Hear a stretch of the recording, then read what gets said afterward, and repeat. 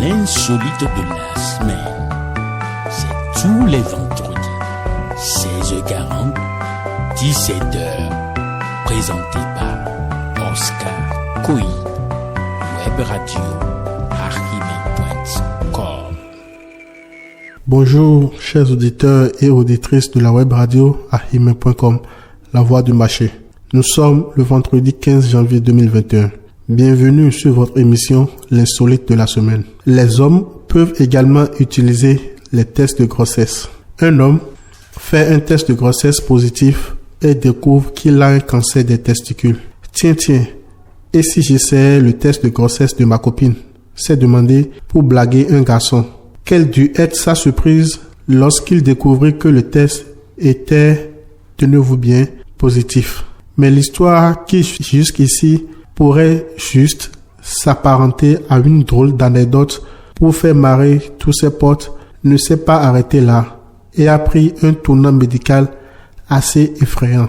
Après avoir effectué le test, un ami de l'homme en question en a réalisé une petite bande dessinée. Mais en plus de faire rire, se pose à susciter quelques mises en garde. Si c'est vrai, alors tu devrais te faire dépister pour le cancer des testicules. Sérieusement, tape-le dans Google. A par exemple prévenu l'un d'entre eux. Il n'avait pas tort. Les tests de grossesse fonctionnent en relevant la quantité de HCG dans l'urine. Or, un certain nombre de cancers des testicules produisent exactement la même hormone, comme l'explique un cancérologue.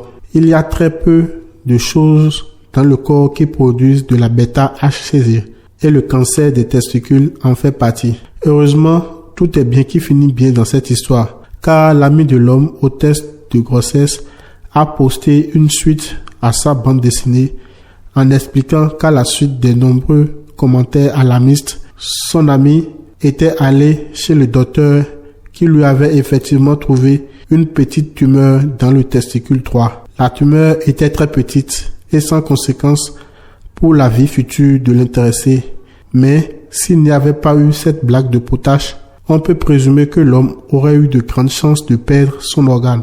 Le cancer des testicules est le cancer le plus fréquent chez les hommes de 15 à 35 ans.